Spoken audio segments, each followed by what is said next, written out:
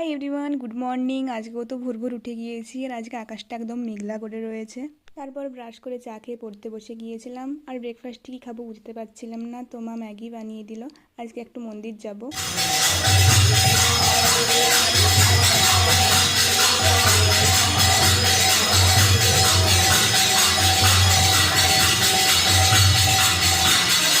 তো স্নান টান করে মন্দির চলে এসেছি। এখানেই আজকে প্রসাদ খাবো দুপুরে।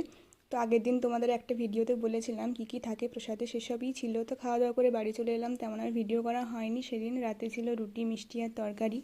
আর এটা হচ্ছে আমার লাস্ট যেদিন এক্সাম ছিল সেদিনকার ভিডিও। যাবার সময় একটু ক্লিপ নিয়েছিলাম।